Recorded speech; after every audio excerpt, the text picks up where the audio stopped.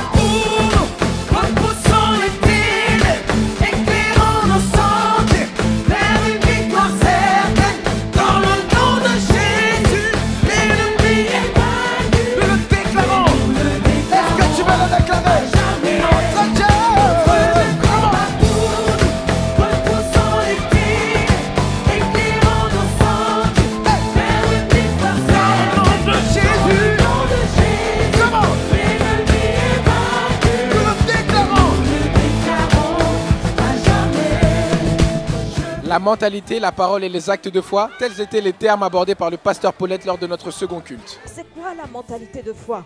La mentalité de foi, c'est voir les solutions derrière les problèmes. Là où les gens voient les problèmes, avec la mentalité de foi, vous ne voyez pas les problèmes, vous voyez les solutions. Même si les problèmes sont là, votre mentalité se fixe sur les solutions qui doivent être. Alléluia. Et c'est ça la mentalité de foi, c'est voir les opportunités. Sachez que la foi est un langage qui se parle toujours au présent et qu'il représente le pont en fait entre le monde spirituel et le monde physique dans lequel vous êtes, pour pouvoir accrocher, pour pouvoir prendre, pour pouvoir bénéficier du lait justement et du miel dans le monde spirituel pour l'amener dans le monde physique. Vous êtes un peuple béni, alléluia, et Dieu a déclaré la bénédiction sur votre vie. Dieu a dit que vous êtes les fils d'Abraham, alléluia, et il a béni la génération d'Abraham, et nous sommes de cette génération, alléluia, cette génération en fait qui doit vivre dans la foi et qui bénéficie de la bénédiction d'Abraham, alléluia. Vous n'êtes pas n'importe qui, n'est-ce pas?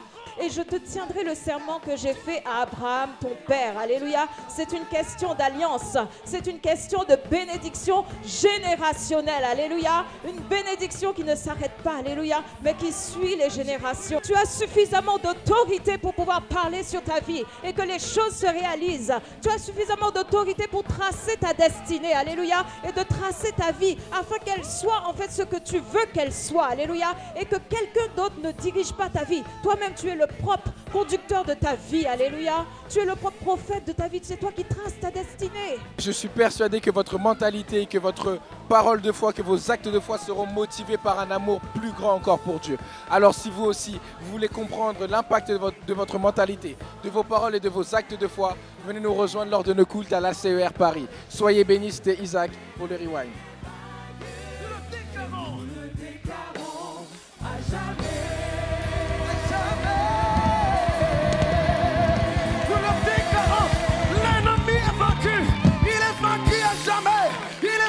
Jamais. 1, 2, 3, comment? Hey! Tout le monde, comment? Hey, hey, hey! Tout le monde! Woo! Woo! Woo! Hey! Hey! Hey! Notre Dieu!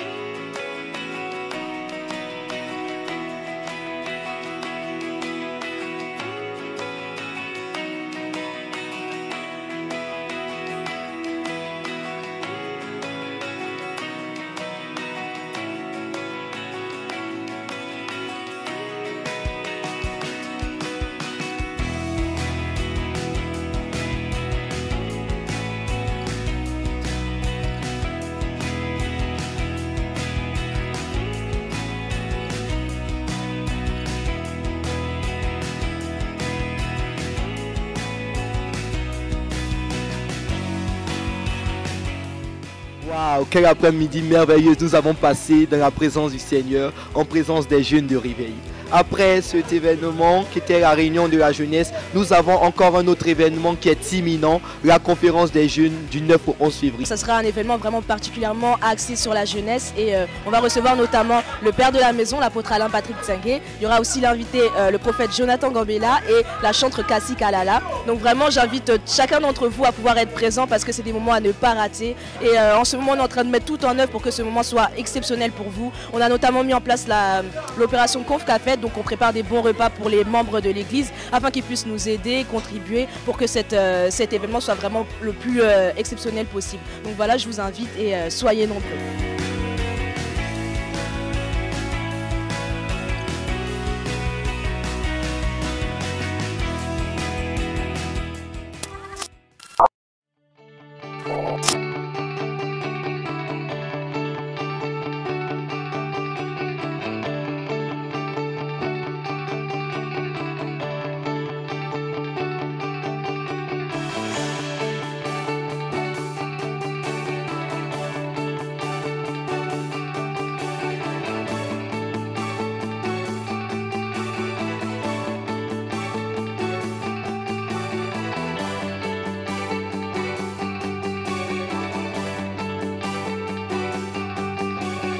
J'ai découvert Dieu comme étant mon Père, comme étant mon roi. Je l'ai accepté vraiment dans ma vie. Et en fait, je suis passée de la religion à la relation. Alléluia.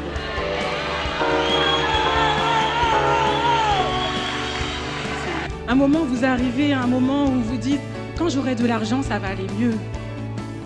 Mais tu as l'argent, tu achètes, ça va un peu mieux, mais après ça part. J'ai essayé le shopping. J'ai essayé la télévision de 8h du matin à 20h parce que j'avais le droit de regarder et j'étais chez moi. Alléluia.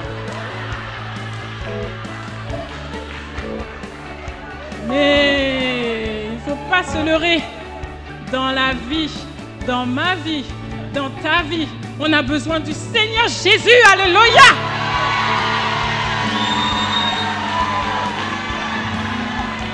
Ah, vous savez, je disais beaucoup de grossièreté, hein.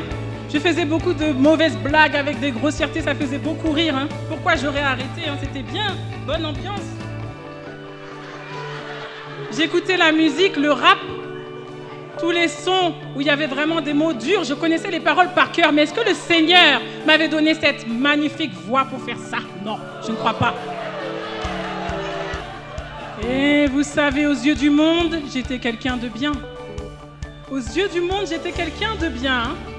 Ah oui, hein? Aux yeux du monde, mais ça, c'est la tiédeur.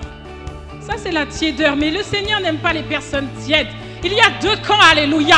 Le clan de Dieu et le camp de l'adversaire. Et j'ai choisi le camp de Dieu au nom de Jésus.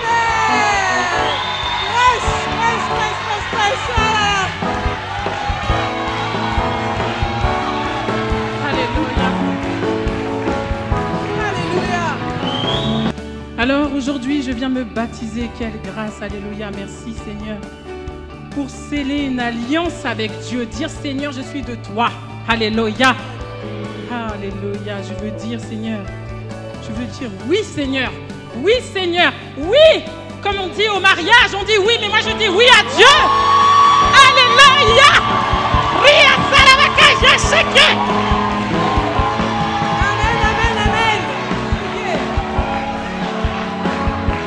Christelle, je te baptise au nom du Père, du Fils et du Saint-Esprit.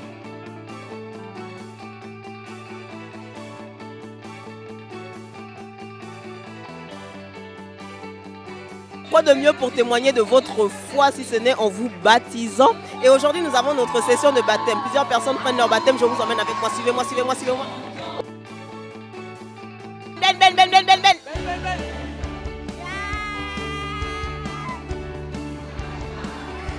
Le programme. Alors comment tu te sens? Ouf. Incroyable. Incroyable. Amazing. Ça fait quoi d'être baptisé maintenant? Là, c'est notre personne. Vraiment notre personne. J'avais vraiment un cœur de le faire. Et c'est fait maintenant. C'est un nouveau chemin, une nouvelle destinée. Bienvenue dans ta nouvelle vie. Que Dieu te bénisse.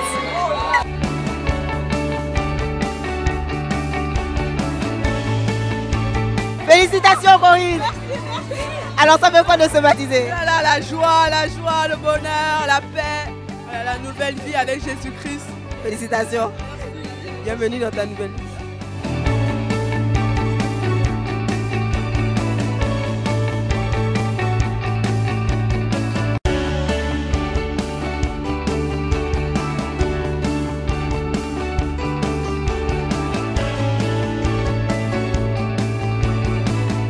Avant de commencer, je voulais d'abord qu'on se lève et qu'on passe un tout petit peu de temps dans l'adoration. Est-ce que vous pouvez vous lever? Nous allons vraiment dire à Dieu, inonde-moi de ta présence. Nous avons besoin de toi. Je veux vraiment que ce soit ta prière ce matin. Inonde-moi de ta présence. Nous avons besoin de toi. Viens, esprit de révélation. Souffle sur moi, souffle sur nous. Viens ouvrir les yeux de mon intelligence. Viens m'éclairer ce matin.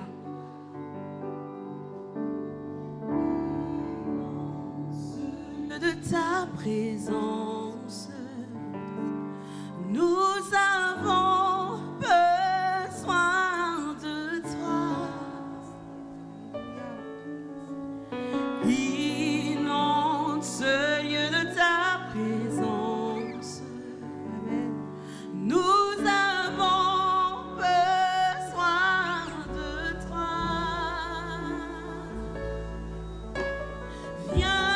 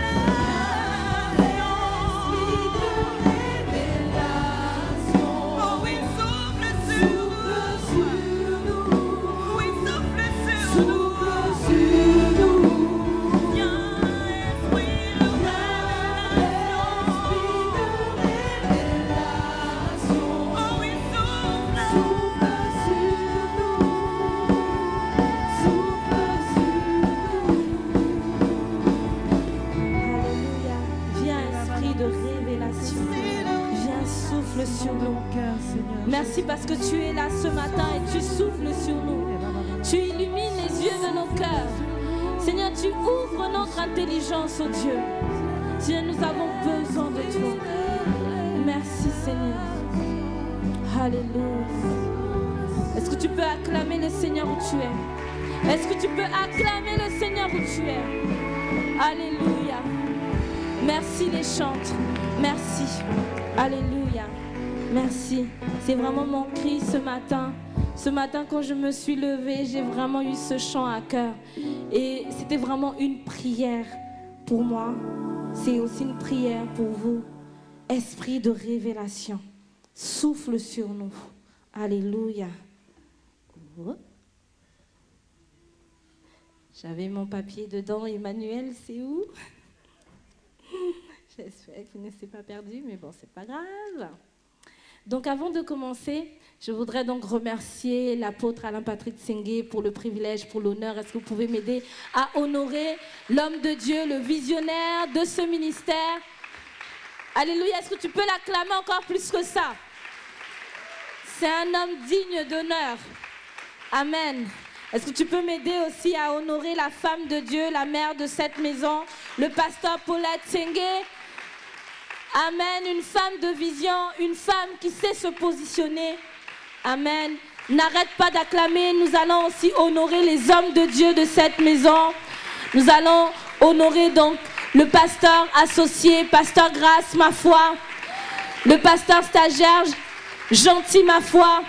Le pasteur stagiaire Darius, est-ce que tu peux encore acclamer le pasteur stagiaire Darius Rukambura, le pasteur étudiant Claire Léos et le pasteur étudiant Syriac Nguepe et son épouse. Amen. Et mon très cher mari, le pasteur Isaac Ntoutoumé, est-ce que vous pouvez l'acclamer encore très fort? Amen, amen. Je vais rentrer dans le vif de mon sujet. Amen. Et donc le titre de mon thème, de mon sujet, oh là là, je suis vraiment professeur de français parce que j'ai tendance à dire sujet, on dirait qu'on est dans un sujet de dissertation. Hein.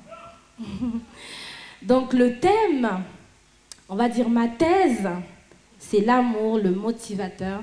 Oui, vous pouvez l'emmener s'il vous plaît. L'amour, le motivateur. Donc après, toi-même, tu vas continuer. Hein. C'est une, comment on dit, une ellipse. On nommait des choses, on va dire, intentionnellement. Donc, l'amour, le motivateur. Vous allez voir dans Galates 5, 6. Ne nous disons pas que c'est déjà des choses que nous avons entendues. Nous sommes dans le mois de la foi, nous sommes dans l'année de la foi. Et pour que ta foi soit victorieuse, tu as besoin aussi que ton amour soit victorieux, que ton amour soit triomphant. Amen. Parce que nous voyons trop de choses, nous voyons parfois notre foi ne pas grandir, ne pas être efficace et nous ne savons pas pourquoi. Nous allons chasser les démons et parfois c'est un problème d'amour. C'est parce que parfois nous n'aimons pas comme il faut. En fait, c'est pas que nous n'avons pas l'amour. Je n'ai pas dit que nous n'avons pas l'amour parce que la Bible dit que l'amour a été répandu dans nos cœurs par le Saint-Esprit. Chacun d'entre nous avons on va dire une dimension. Nous avons reçu une graine d'amour dans notre cœur. Mais la différence, c'est notre manière de développer cet amour. Amen. Donc ne disons pas que dans l'église, il n'y a pas l'amour. Non, l'amour a été répandu dans nos cœurs. Mais le problème, c'est notre manière de développer cet amour. Amen. Galates 5, 6 nous dit, car en Jésus-Christ, ni la circoncision, ni l'incirconcision n'a de valeur, mais la foi qui est agissante par l'amour. Bon, je remplace charité par l'amour, mais vous avez compris, la foi agissante par l'amour. Est-ce que vous pouvez me mettre la version Bible du Semeur, s'il vous plaît? Parce que j'aime bien aussi cette version, je trouve qu'elle est... Voilà, vous voyez la différence? On dit car pour ceux qui sont unis à Jésus-Christ, ce qui est important, n'est pas d'être circoncis ou incirconcis, c'est d'avoir la foi. Une foi qui se traduit vous voyez bien, qui se traduit par des actes inspirés par l'amour, par des actes inspirés par l'amour. C'est important que notre foi, l'apôtre l'a dit, la foi c'est l'activateur, mais l'amour c'est le motivateur. Qu'est-ce qui te motive? Qu'est-ce qui motive tes aspirations? Qu'est-ce qui motive le fait que tu veux faire un orphelinat? Qu'est-ce qui motive cela? Parce que si tu as une bonne motivation, en fait tu peux transformer ton rêve en réalité.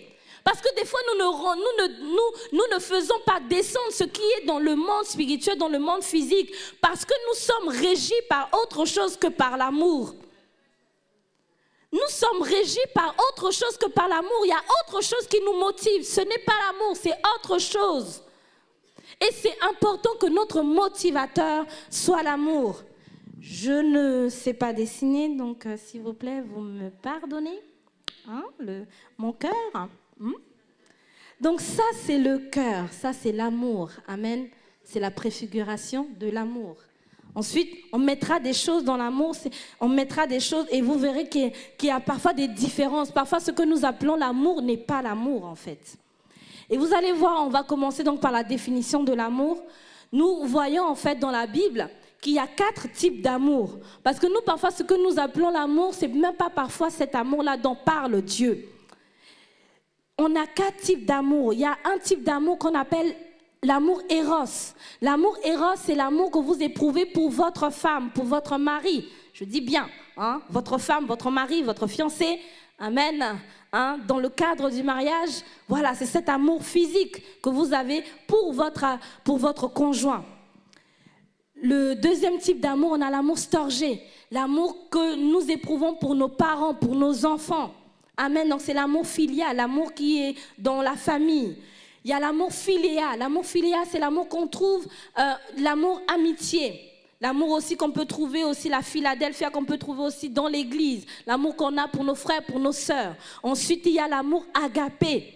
L'amour agapao, l'amour de Dieu. Cet amour-là surpasse tous les autres amours.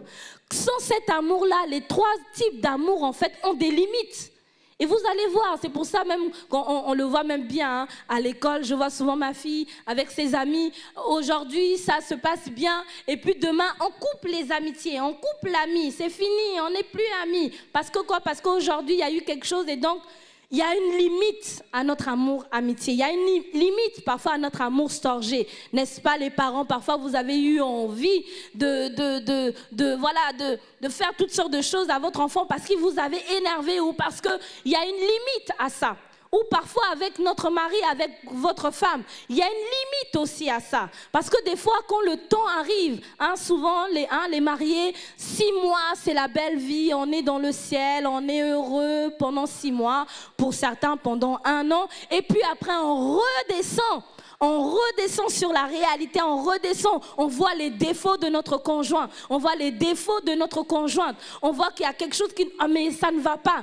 2 mois, je lui dis la même chose, il ne change pas. 3 mois, il sent encore pareil. 4 mois, il laisse encore ses slips sales encore dans le lavabo. 4 mois, c'est encore la même chose. Il me dit encore, il est encore difficile dans ses paroles. Il est brutal dans ses paroles. 5 mois, je supporte ça encore. 10 mois, parfois 1 an, parfois 2 ans, il me parle mal. Mais si c'est comme ça, moi je vais divorcer. Et c'est comme ça qu'on pense au divorce. Pourquoi? Parce qu'il y a des limites à notre amour. Il y a des limites. Et l'amour agapé est celui qui surpasse tout. Celui qui est au-dessus de tout. 1 Corinthiens 13, donc je vais essayer d'aller vite. 1 Corinthiens 13. 1 Corinthiens 13 nous montre la définition de l'amour. Je vous assure. Parce que parfois on idéalise beaucoup le mariage. Je vous assure, moi aussi j'étais comme ça. Hein. J'étais jeune, je voyais Alerte à Malibu. Quelle était encore ma série préférée? Marie-Mar, hein, pour ceux qui connaissent. Donc on idéalisait, tu te dis, waouh, cet amour, c'est tellement beau. Sur la plage, il court, c'est beau, c'est beau. Mais quand tu arrives dans le mariage, tu te rends compte que c'est pas tout le temps en cours sur la plage, hein. Ce n'est pas tout le temps comme ça, il y a des réalités. Et là, c'est là où tu as besoin de l'amour agapé. Amen. Dis à ton voisin, tu as besoin de l'amour agapé. Parce que je vous assure que nous avons besoin de l'amour agapé pour les autres. Pour ton mari, tu as besoin de l'amour agapé parce que sinon tu ne peux pas croire en lui. Tu ne peux pas croire en les autres. Si tu n'as pas l'amour agapé, tu ne peux pas amener ta foi à être agissante dans leur vie. Amen. Et c'est dans l'église qu'on voit ça. C'est dans l'église qu'on exerce plus notre foi. Parce que c'est dans l'église qu'on exerce plus notre amour. Amen.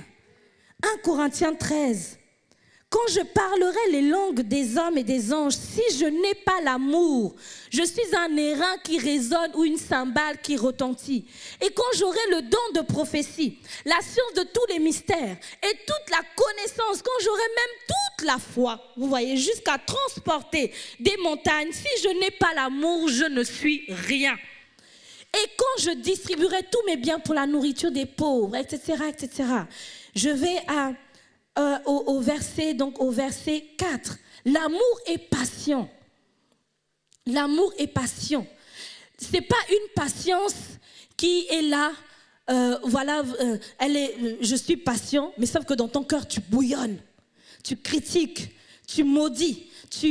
Mais vraiment, maudit soit le jour où je me suis mariée avec cette personne. Maudit soit le jour où je suis venue dans son département. Maudit soit le jour où tu es en train de maugréer. Mais là, tu es en train de mettre en fait comment dire ça, en fait, les gens ne se rendent pas compte que quand vous commencez à vous plaindre, vous n'êtes pas dans la bonne patience. Vous mettez un mur en fait à votre foi. Vous empêchez votre foi d'agir.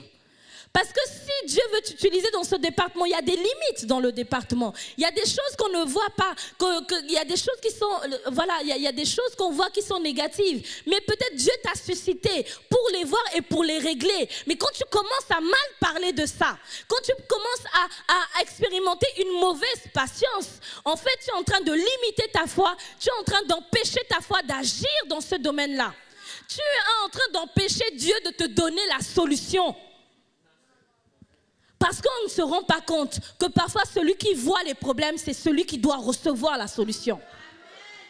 Mais tu ne peux pas voir les problèmes sans recevoir la solution. Tu ne peux pas voir les problèmes sans être dans l'amour. L'amour agapé est patient. Quand je suis patiente, je commence à bien parler de la personne. Je parle bien de la personne. J'attends dans la foi. Je me positionne dans la foi parce que dans l'amour, il y a le fait de croire tout, d'espérer tout.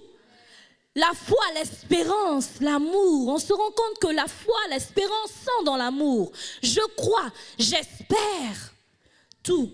La patience, c'est comme ça. Quelqu'un qui est patient, on le voit. On l'entend aussi.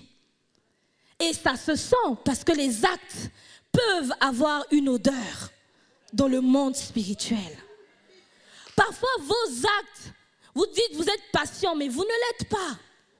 Parce que parfois, vous savez, comme dit la Bible, la parole de Dieu, que en fait,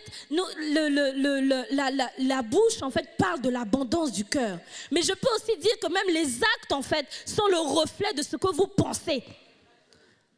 De ce que vous dites dans votre cœur. Donc même si tu dis que tu es patient, mais si tu fais celle-là vraiment elle m'énerve, tu fais comme ça un rictus quoi. Oui pasteur. Là tu es déjà en train d'expérimenter l'impatience. Ce n'est pas de la patience. Ce n'est pas de la patience. Amen. L'amour agapé t'aide, développe tous ces amours-là. Eros, storgé, philéa. Parce que quand on voit l'amour agapé, en fait, on le voit aux limites des autres. On le voit à la limite. C'est-à-dire quand tu commences à t'énerver contre ton frère, contre ta sœur, tu commences à voir que là, je suis aux limites de l'amour philéa, l'amour storgé ou l'amour eros. Alors qu'est-ce qui doit se passer? L'amour agapao doit venir prendre le relais. Parce que mon mari, ton mari, ta femme, ton épouse, c'est ta sœur en Christ aussi. Donc tu dois pouvoir expérimenter la patience, l'espoir, la foi en lui, en cette personne, croire. En fait, croire en cette personne, ça veut dire quoi? Ça veut dire que tu as déjà le déroulé de sa destinée dans ta tête. Tu as le déroulé de ta destinée. C'est ça qui te permet permet d'espérer, de croire, de rester là à ta place. C'est ça la patience. La Bible dit, je crois que c'est c'est dans Ecclésiaste ou dans Proverbes, quand ton autorité s'élève contre toi, toi reste à ta place. Reste à ta place, reste au bon endroit, sois bien positionné. C'est ça l'amour agapé. C'est ça l'amour agapé. L'amour agapé ne cherche pas son intérêt. L'amour agapé, en fait, quand il doit choisir une décision, quand il doit prendre une décision, il prend une décision juste. L'amour agapé va au-delà de la philéa. Même si, par exemple, je donne un exemple, on est responsable, tu peux être responsable ou tu as quelque chose dans le département ou même dans le travail, tu es en responsabilité, tu as peut-être quelqu'un que tu aimes plus que les autres. Mais quand il s'agit de choisir quelqu'un en responsabilité, tu dois le faire justement. C'est là où l'amour agapé rentre en compte. Parce que peut-être il y a quelqu'un que tu aimes plus que les autres, mais cette personne-là ne manifeste pas les capacités de ce qu'on lui demande. Et donc tu choisis l'autre peut-être avec qui tu n'as pas trop d'affinité, mais c'est la personne qu'il faut. C'est ça l'amour. Parce que parfois on se trompe. On se dit oui, non, l'amour, c'est on caresse dans le sens du poil, on essaie de dire à l'autre que voilà, non, ça va aller, et puis voilà, on le met dans le poste. Non. Et c'est pour ça que nos pays africains n'avancent pas. Parce qu'on met dans les postes des personnes par affinité. On ne met pas par capacité. On ne met pas par la qualité. Mais on met parce que, voilà, on a des affinités, non, parce que j'aime bien cette personne-là. Non, ça marche bien avec elle, j'aime bien son caractère. Mais peut-être l'autre qui a un mauvais caractère a besoin que tu la positionnes dans ce terrain-là pour qu'elle puisse être transformée, en fait, par ton amour agapé. C'est ça l'amour agapé. C'est ça l'amour agapé. Parce que cet amour vous aide à marcher dans la foi. Vous aide à expérimenter les choses. Dans l'amour agapé, nous avons ça, nous avons la foi et l'espérance. Tout ça manifeste la patience, la persévérance. Parce que la Bible nous dit que cet amour ne périt jamais. Dans certaines versions, ça dit « elle endure tout ». Elle est là jusqu'à la fin. En fait, c'est un amour qui, même quand tout le monde a baissé les bras, toi, tu ne baisses pas les bras. Toi, tu crois. Pendant 10 ans, pendant 11 ans, tu es toujours là. Tu es toujours là. Tu crois en tout. Tu crois en cette personne. Tu crois que cette personne va y arriver. La foi, l'espérance agissent. Et la foi, après, amène à la réalité. Parce que tu t'es placé dans l'amour agapé. La foi amène à la réalité ce que tu veux parce que tu t'es placé d'abord dans l'amour agapé. Petit b, donc l'importance de marcher dans l'amour. 1 Corinthiens 12, verset 31 nous dit « Aspirez aux dons les meilleurs ». Et je vais encore vous montrer une voie par excellence. La voie de l'amour, l'amour agapé. Tout le temps, en fait, il faut marcher par l'amour. L'amour agapé nous aide à viser ce qui est important, ce qui est essentiel. Nous allons voir dans Romains 13, 8. C'est vrai que quand on le voit plus par rapport aux dettes. Mais quand même, Dieu nous dit quand même dans Romains 13, verset 8, « Ne devez rien à personne. » Ne devez rien à personne. Donc là, on est dans un système où le fait de devoir, donc c'est l'argent, c'est le système financier. Mais il place dans ce système financier, si ce n'est de vous aimer les uns les autres.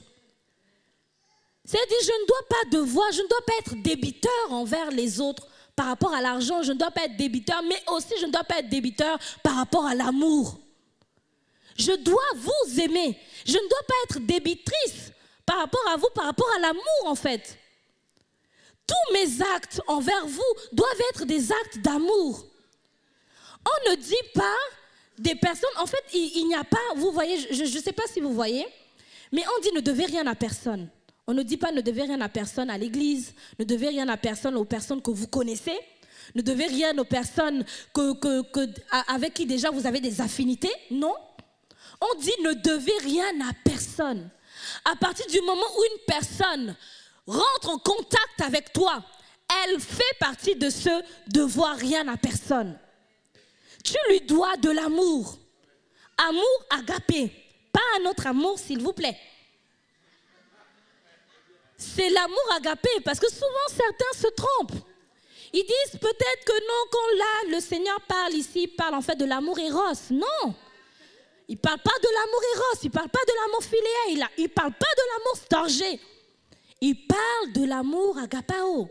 C'est pour ça certaines personnes parfois, elles me disaient, mais oui, mais il y a tel frère, il y a souvent un certain type de personne qui vient en face de moi. Parfois c'est souvent des frères. Comment est-ce que je fais? Souvent après on veut appeler ça une évangélisation ciblée, mais ce n'est pas de l'évangélisation ciblée. La Bible nous dit que tu ne dois rien devoir à cette personne que l'amour. Pas l'amour éros, mais l'amour agapé.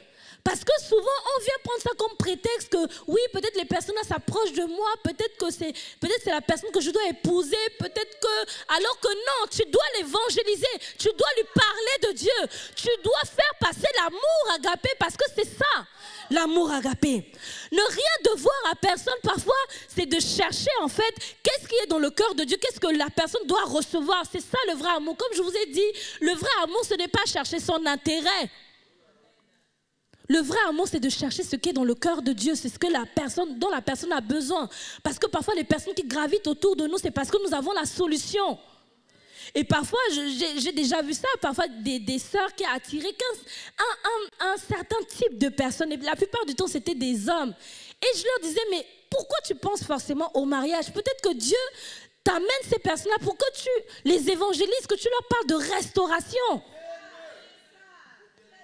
Ne doit rien à ces personnes que l'amour agapé. L'amour agapé ici, peut-être, il faut que tu détectes, ça consiste en quoi en fait envers cette personne-là qui s'avance. Parce que vous savez, l'amour agapé a plusieurs choses, comme je vous ai dit. Il y a la patience, il y a la persévérance, il y a la douceur. Donc, face à une personne, peut-être, il y a un type d'amour, il y a pas un type d'amour, mais ce que je veux dire, il y a un type de manifestation d'amour agapé que tu dois manifester envers cette personne et que tu dois lui donner. Parce que parfois, quand on n'est pas dans l'amour agapé, ça nous empêche de bien recevoir les oracles de Dieu. Parfois, on dilue les oracles de Dieu parce qu'on se met dans nos intérêts. On se met dans nos intérêts. On cherche nos intérêts. On cherche notre confort. Ah, peut-être Dieu m'a dit d'aller là-bas. Parce qu'en fait, est-ce que tu es dans l'amour agapé, oui ou non? On ne sait pas. Mais tu te dis que je vais aller là-bas parce que peut-être je vais aller trouver un autre boulot. Peut-être que je vais aller et donc tu transformes ça au fait que je dois voyager là-bas parce que Dieu m'envoie. Alors que c'est pas ça. Est-ce que vous me comprenez? Parce que des fois, on biaise en fait ce que Dieu nous dit. Quand on n'est pas dans l'amour agapé. Même par rapport à Dieu, il faut être juste. L'amour, Dieu nous dit qu'il faut être juste. On est juste dans l'amour agapé. L'amour ne soupçonne point le mal. L'amour ne se réjouit pas de l'injustice. L'amour cherche ce qui est juste. Ce qui est important nous place au bon endroit. Quelqu'un qui aime est toujours au bon endroit. Quelqu'un qui aime fait toujours les choses qu'il faut parce qu'il est dans l'amour agapé. Vous n'allez jamais voir des personnes qui réussissent, qui n'ont pas l'amour, surtout dans l'église. La plupart des personnes qui réussissent, quand je vois l'apôtre Alain Patrick Tsengue, il réussit parce qu'il est dans l'amour. Il est venu en France, il était venu pour ses études. Mais Dieu lui a dit à un moment de laisser ses études. Il a aimé Dieu, il a laissé ça. Il nous a aimés, il a laissé ça. Il aurait pu continuer ses études, mais il a laissé ça parce qu'il nous a aimés aussi. Et parfois, c'est comme ça qu'on est. Parfois, on se dit, oui, mais pourquoi on rend les honneurs à tel? Pourquoi on fait ceci? Mais parce qu'il a donné sa vie aussi. C'est ça aussi l'amour agapé. L'amour agapé consiste à donner sa vie, pas seulement pour ses amis, mais même pour les personnes que nous ne connaissons pas. Rappelons-nous que quand Jésus a fait la prière dans Jean 17, il a dit, je prie pour mes disciples, mais aussi pour tous ceux qui vont venir après. Quel amour! Jésus, quel amour! Nous avons une dette morale envers les gens. Nous leur devons l'amour agapé. Nous leur devons la patience. Nous leur devons la douceur. Nous leur devons la joie. Qu'est-ce que tu fais quand il y a une nouvelle personne? Est-ce que tu la salues ou tu vas d'abord vers ta copine? Guénion, vraiment, la semaine là, je ne t'ai pas vu. Mais là, tu n'es pas dans l'amour agapé parce que tu vas t'approcher de quelqu'un que tu connais déjà. L'amour agapé te dit que tu ne dois rien devoir à la personne, mais à quelqu'un aussi qui est une nouvelle personne dans l'assemblée. À partir du moment où on ne pose pas les actes justes qu'on doit poser, on n'est plus dans l'amour. Parce que tu dois aller vers la nouvelle personne, mais toi tu vas vers Guénion. Guénion, tu la connais déjà. Tu ne dois rien devoir à la nouvelle personne. Tu ne dois rien devoir à celle que tu ne connais pas. Va vers les nouvelles personnes. Va vers les nouvelles personnes. Est-ce que vous savez aussi que le fait de ne pas aller dans les GR, de ne pas venir le vendredi, vous n'êtes pas dans l'amour? Parce que l'amour agapé fait des choses justes. Et après, vous vous étonnez que vous ne vivez pas dans la victoire. Que votre foi n'est pas assez agissante. Parce que vous n'êtes pas dans l'amour. Vous n'êtes pas dans l'amour. Parce que l'amour croit tout. Tu dois croire dans la vision de ton pasteur. Tu dois croire dans la vision de ce ministère. Donc, pour prouver, parce qu'on dit quoi? Que la foi est une ferme assurance des choses qu'on espère, une démonstration de celles qu'on ne voit pas, n'est-ce pas? Vous ne pouvez pas dire que vous nous aimez, vous ne pouvez pas dire que vous aimez l'apôtre, vous ne pouvez pas dire que vous aimez le ministère, alors que vous ne manifestez pas les actes en fait qui nous prouvent que vous nous aimez, en venant dans les GR, en venant le vendredi. Tout ça, j'essaie d'être pratique en fait, pour vous montrer que parfois on dit qu'on est dans l'amour, mais on ne l'est pas. On est dans l'amour complaisant. On est dans l'amour. Et ça, l'amour complaisant, ce n'est pas l'amour agapé. Regardez la définition de l'amour agapé. On dit l'amour agapé croit tout. L'amour agapé excuse tout. L'amour agapé ne soupçonne point le mal. L'amour agapé ne se réjouit pas de l'injustice. Ça veut dire qu'elle pose des actes justes. Des actes selon Dieu. On est comme Dieu parce que Dieu est amour. Dieu est amour, je vous assure. Depuis longtemps, il aurait pu nous abandonner. Est-ce que vous savez que depuis qu'il avait créé la terre, tout ça, Dieu avait déjà son plan de rédemption. Il se disait, parce qu'il nous aime tellement qu'il avait déjà tout prévu. Parce qu'il nous aime, parce qu'il ne voulait pas que tu sois en dehors du plan de Dieu. L'amour agapé fait les choses justes. Colossiens 3, verset 12. Amen, amen. C'est important d'être dans l'amour agapé. Je vous assure, quand vous êtes dans l'amour agapé, votre foi est capable d'agir facilement. Vous donnez un boulevard à votre foi.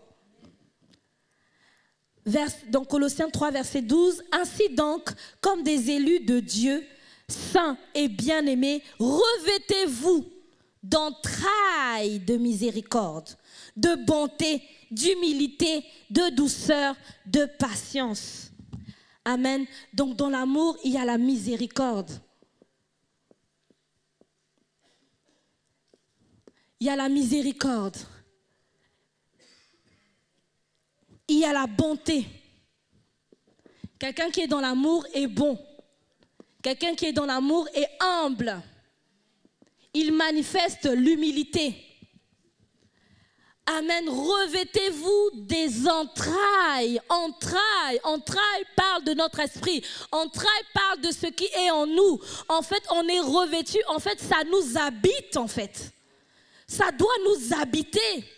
Quand on voit quelqu'un qui est dans le péché, quand on voit quelqu'un qui n'est pas bien, en fait, on ne peut pas être bien nous-mêmes. On ne peut pas être bien nous-mêmes. Parce qu'on est miséricordieux. On est bon, on est humble. Parce que quand on voit quelqu'un chuter, on peut se dire que mais à nous aussi ça peut nous arriver. Donc on ne peut pas l'accuser.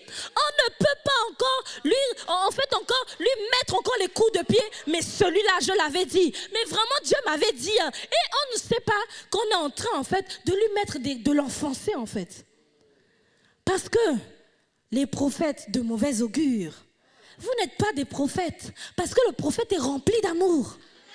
Parce que tu peux recevoir que la personne va tomber dans le péché. Mais qu'est-ce que tu as fait pour que la personne ne tombe pas dans le péché ou pour que la personne, après être tombée dans le péché, se relève?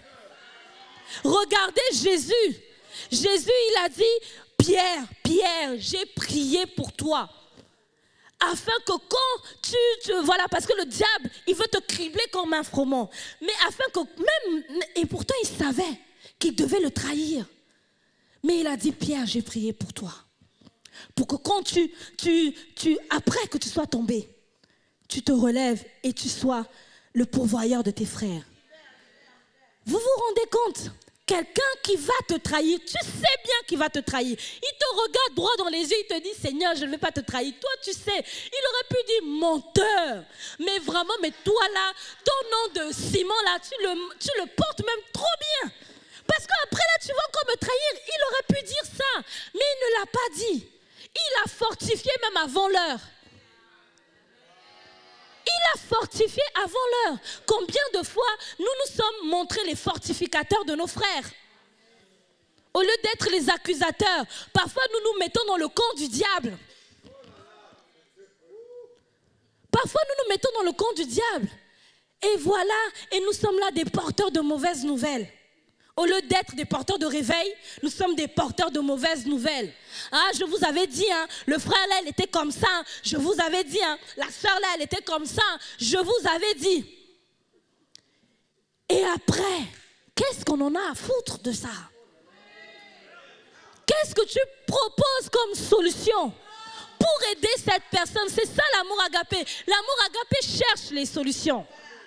L'amour agapé cherche la solution. Parce que cet amour agapé, elle rend ta foi agissante.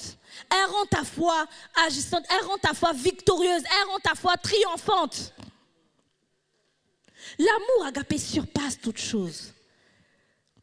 Colossiens 3, 12, revêtez-vous. Colossiens 3, verset 14, mais par-dessus toutes ces choses, revêtez-vous de l'amour qui est le lien de la perfection. L'amour qui est le lien de la perfection. Je crois que c'est dans 1 Jean qui dit l'amour parfait bannit la crainte. Quand on a le doute, la crainte, tout ça, on n'est plus dans l'amour agapé. Parce qu'en fait, on ne fait pas confiance. L'amour agapé donc bannit. Donc à partir du moment où, quand vous avez la crainte, quand la crainte vient dans votre cœur, la crainte noircit votre cœur. La crainte. La peur. Et quand vous voyez ça, la peur, ça empêche l'espérance. Après, il y a des choses aussi qui empêchent notre amour. Après, qu'est-ce qui se passe? Il y a le non-pardon. Le non-pardon vient, la rancune, la médisance. Parce qu'on ne se rend pas compte. Quand on commence à dire, quand on commence à critiquer, quand on commence à dire, mais la personne là vraiment, moi je croyais qu'elle était comme ça, hein? Mais en fait elle n'était pas comme ça. Là tu n'es plus dans l'amour. Tu es en train de médire. Parfois quand quelqu'un a péché, a fait une erreur, ferme ta bouche et va prier seulement. Parce que quand tu es dans la rancune, quand tu es dans la médisance, dans les critiques, les petites insinuations, tu es sûr que, en fait, tu es du côté du diable. Tu es sûr que, est-ce que tu es sûr qu'il va venir à l'heure, lui? Est-ce que tu es sûr? Parce que moi, je le connais, hein. Moi, je le connais. Moi, je sais que souvent, il ne vient pas à l'heure, hein. C'est un vrai retardataire, hein. Les insinuations. Tu es sûr qu'elle va bien faire? D'habitude, vraiment, elle ne fait pas bien les choses, hein. Elle est incomplète dans ces choses. Mais je t'assure, il ne faut pas faire confiance en cette sœur. Non, je t'assure, au lieu d'encourager, tu es en train de mettre le doute. Tu es en train de critiquer, tu es en train de médire. Tu es en train d'insinuer. Tu es en train de soupçonner le mal, en fait. Et tu crées même le fait que dans d'autres cœurs, la personne soupçonne le mal.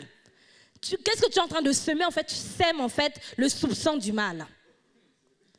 Et on ne se rend pas compte que parfois, quand on parle avec les frères, avec les sœurs, on ne se rend pas compte qu'on est en train de semer, en fait, des graines. Des graines. On sème des graines. Parce que quand on parle, nos paroles doivent être pleines de bonté, pleines d'humilité, pleines de miséricorde. Même si la personne elle a fait 4 fois, qu'est-ce que le Seigneur a dit à Pierre? Pierre lui a demandé combien de fois on doit pardonner. Jésus lui a dit 7 fois 70, 7 fois 7 fois. Ça veut dire à jamais tu dois pardonner.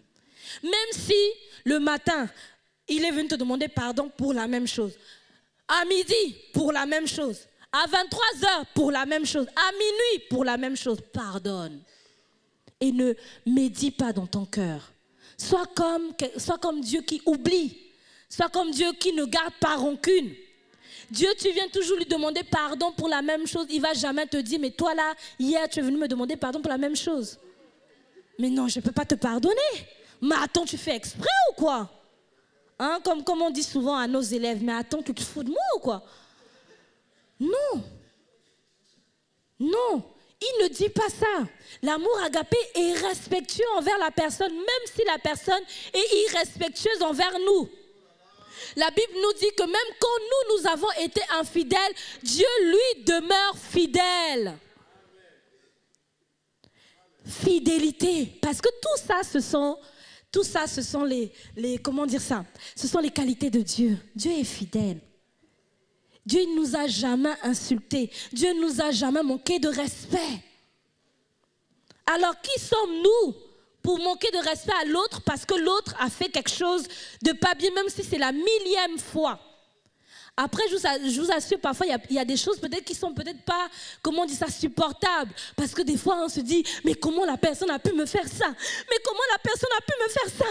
Mais vraiment là, jamais je ne vais pardonner. Parce que ça là, mais le ça là. Dieu lui-même, il a dit que le ça là, il le prend sur la croix. Il n'a pas dit qu'il y a un petit péché qui prend, le gros péché ne prend pas, le péché de sexe il ne prend pas, et le péché du mensonge il prend. Non, il a dit tout péché il porte sur la croix. Alors, qui es-tu toi pour dire qu'il y a des choses que tu ne pardonnes pas? Là, à ce moment-là, tu n'es plus dans l'amour.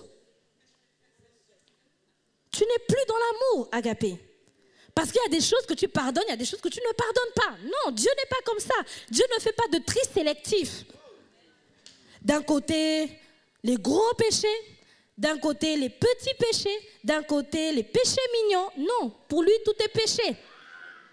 Quand tu demandes pardon pour tout.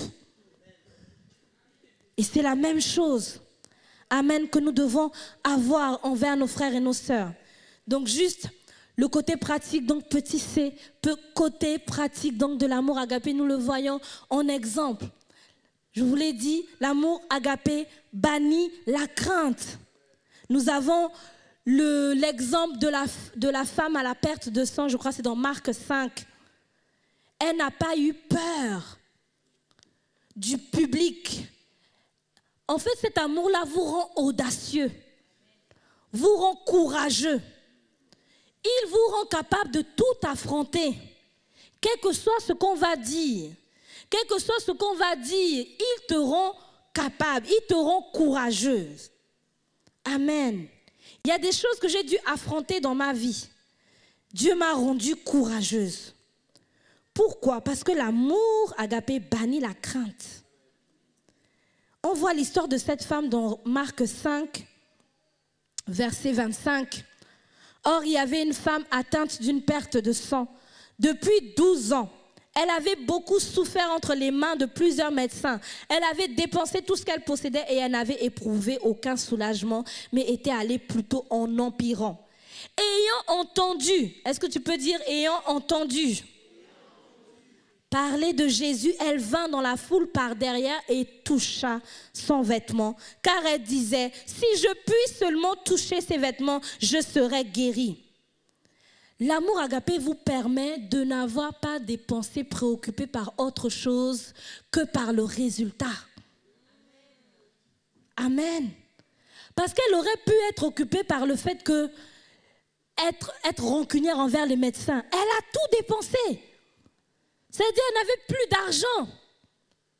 Elle n'était peut-être pas comme les autres femmes. Elle n'avait pas d'enfants. Elle n'était pas mariée. Elle aurait pu s'aigrir. Mais non, on dit que ses pensées étaient occupées par le fait qu'il faut qu'elle guérisse. Il faut qu'elle arrive au résultat.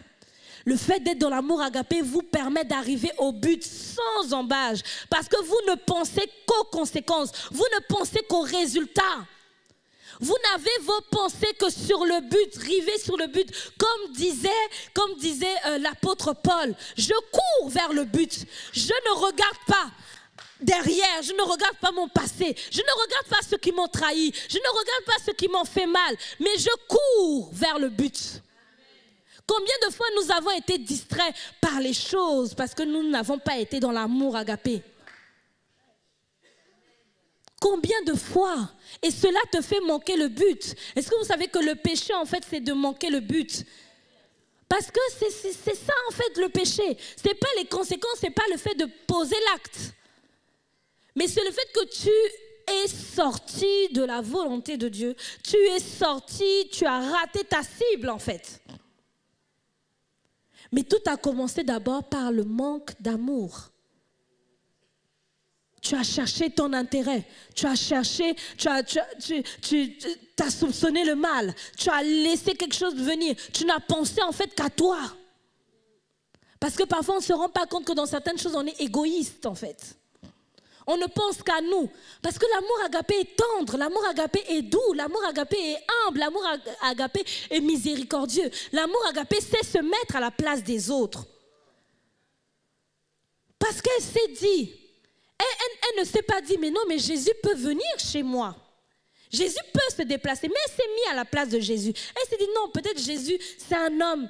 Et puis, moi, j'ai la perte de sang.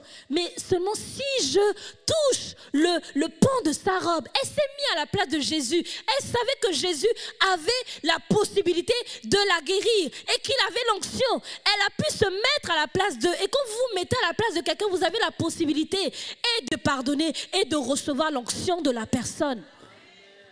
Alléluia.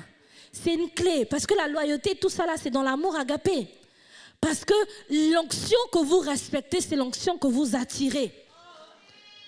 Et je peux même dire, je peux remplacer respect par amour. L'onction que vous aimez dans la personne, c'est l'onction que vous attirez. C'est pour ça que quelqu'un qui aime ne peut pas être dépourvu d'onction. Ne peut pas être dépourvu de miracles, de choses qui se manifestent dans sa vie. Le juste manifeste toujours la gloire de Dieu parce qu'il est toujours dans l'amour. C'est pour ça que David, Dieu ne pouvait pas le rejeter parce que David manifestait l'amour. Jusqu'au bout, il n'a pas arrêté d'être irrespectueux en fait. Il n'a pas arrêté d'être respectueux envers Saül. Il avait toutes les raisons de le maudire. Il avait toutes les raisons. Même quand il est venu sur le trône, il avait toutes les raisons. Mais regardez, quand Saül est mort, il a commencé à pleurer. Il était le premier à se rouler par terre. Il était dans l'amour agapé. Et pourtant, il n'était pas dans notre dispensation. Mais cet homme était formidable. Il manifestait même des choses que nous devions manifester. Et nous, on nous fait juste une petite chose. On t'écrase juste un petit peu l'orteil et tu commences déjà à crier. Oh mon Dieu, il n'y a pas l'amour ici. Oh, il n'y a pas l'amour ici. Oh, il n'y a pas l'amour ici. C'est juste ton petit orteil là qu'on a écrasé, juste un tout petit peu. Et tu commences déjà à dire, il n'y a pas l'amour ici. Il n'y a pas l'amour ici. Moi, je quitte l'église. Non, il n'y a pas l'amour ici. Il n'y a pas l'amour ici. Et puis tu pars, et puis tu pars. Et après, ça va s'aggraver. Parce que tu sors de la volonté de Dieu. Tu sors de la cible. Tu sors en fait. David n'a pas fait ça. Et on voit aussi l'exemple de Rahab. Rahab, la prostituée. C'était une prostituée. On pouvait se dire que dans ce temps-là, c'était honteux d'être une prostituée. Elle n'avait pas sa famille avec elle. Peut-être elle vivait sur les remparts de Jéricho. Vous vous rendez compte? Elle était marginalisée parce qu'elle était prostituée. Mais regardez, qu'est-ce qui va se passer quand les deux espions que Josué avait envoyés lui ont dit, bon, toi et ta famille, toutes les personnes que tu connais, tu pourras les mettre dans ta maison. Qu'est-ce qu'elle a fait? Elle est partie prendre son père, elle est partie prendre sa mère, elle est partie prendre ses frères, elle est partie prendre... C'est là maintenant où on a su que Rahab avait une famille. Avant, on ne le savait pas. Parce que sa famille avait honte d'elle. Elle aurait pu leur en vouloir et leur dire, bon, allez-vous, vous mourrez là-bas, moi je vais être vivante. Non, elle n'a pas pensé à elle. Elle est partie, elle a été miséricordieuse. Elle les a pris, elle a emmené toute sa famille dans sa maison pour qu'ils soient sauvés. Et regardez ce que Dieu a fait. C'est l'arrière-grand-mère de Jésus. Quand on va aller là-bas au ciel, vous n'allez pas dire, vous allez voir peut-être dans les portraits des... Parce qu'on en parle aussi dans Hébreu. On parle de Rahab. Mais vous n'allez pas dire, oh Rahab la prostituée. Jésus va vous dire, hé, ne parle pas comme ça de ma grand-mère. Hein? Pourquoi? Parce qu'elle n'a pas aussi permis qu'on parle mal de ses parents. Même si ses parents l'avaient rejetée. Même si ses parents l'avaient peut-être marginalisée. Elle n'a pas permis qu'on parle mal d'elle. Elle n'a pas permis qu'on parle mal de ses parents. Elle n'a pas permis que ses parents soient condamnés à cause d'elle. Elle n'a pas permis cela. Parce que ce que vous permettez dans votre vie, c'est ce qu'on va permettre aussi. Ce que vous semez aujourd'hui, c'est ce que vous récolterez demain. Vous ne semez pas l'amour aujourd'hui, je vous assure, on ne sèmera pas l'amour envers vous demain. Et l'apôtre souvent nous disait ça au début. Tu te rappelles, dans le pasteur Isaac, il nous disait ça souvent. Il disait souvent ça, vraiment, ce que vous me faites là, on va vous faire ça aussi. Et je vous assure que quand on a été à l'église de Rennes, aïe, mon Dieu, on nous a fait des choses. À un moment, tu te dis, aïe, Seigneur, vraiment, cette histoire-là, ce qu'on sème, c'est ce qu'on récolte. Quand vous êtes miséricordieux envers quelqu'un, vous allez aussi récolter la miséricorde. Parce que la roue tourne. La roue tourne. Peut-être aujourd'hui, c'est le tour de tel, mais peut-être demain, ce sera ton tour. Si tu ne manifestes pas la miséricorde aujourd'hui, demain, on ne te manifestera pas la miséricorde. Amen. Est-ce qu'on peut se lever? On va juste prier quelques instants. Et tu vas attraper la main de ton frère. Nous allons vraiment faire quelque chose de particulier. Tu vas prier pour ton frère. Tu vas prier pour ta sœur. Bon, par exemple, les pasteurs, juste, est-ce que Pasteur Gentil, tu peux aller avec Pasteur Darius et P.E. Claire avec Pasteur Grace? Et en fait que vous allez avec des personnes avec qui vous n'avez pas l'habitude en fait d'aller, en fait, c'est ce que je veux dire. Les personnes avec qui vous n'avez pas l'habitude d'aller, que vous les attrapez, que vous priez en fait pour cette personne. Allez avec la personne avec qui vous n'avez pas l'habitude en fait de prier. Voilà, c'est ça en fait, c'est ce que je voulais dire. C'est aller avec la personne avec qui vous n'avez pas l'habitude et vous priez avec cette personne. Commencez à prier, commencez à proclamer des paroles de joie, des paroles de gloire, des paroles de grâce sur sa vie. Trop longtemps, nous avons critiqué, trop longtemps, nous avons laissé les choses comme ça. Prie avec cette personne. Peut-être que hier, tu l'as regardé mal, mais aujourd'hui, commence à restaurer l'image que tu as de cette personne. Commence à prier. Commence à prier. Commence à prier. Commence à prier. Commence à prier. Alléluia, nous sommes un dans un lien d'amour. Alléluia, nous sommes un dans un lien d'amour. C'est le moment de manifester encore plus l'amour pour que notre foi soit agissante. C'est le moment de manifester encore plus l'amour. Même les gens du multimédia, vous pouvez vous mettre à deux par deux pour prier les uns pour les autres. Oui, c'est le temps de prier les uns pour les autres. C'est le temps de prier les uns pour les autres. Même les musiciens, vous pouvez prier les uns pour les autres. Vous pouvez prier les uns pour les autres. Vous soutenir. Ce n'est plus le moment de critiquer. Ce n'est plus le moment de s'enfoncer. Ce n'est plus le moment. C'est le temps d'avoir les entrailles de miséricorde. C'est le temps d'avoir les entrailles de miséricorde. D'avoir les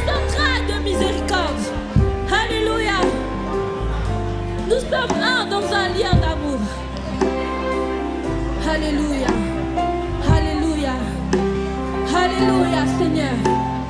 Seigneur, nous serons connus comme un peuple de foi, comme un peuple qui manifeste l'amour, oh Dieu. Oui, nous manifestons pleinement l'amour, pleinement l'amour, pleinement l'amour, pleinement, oh Dieu, pleinement, Seigneur, pleinement, Papa.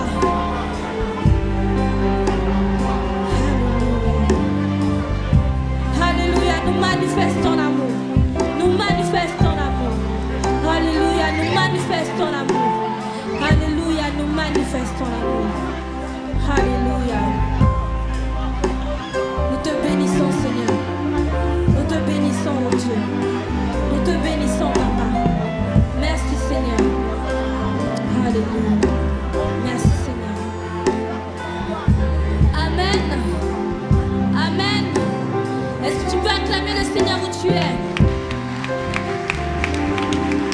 Alléluia. Nous allons passer aux dîmes et aux offrandes et je vais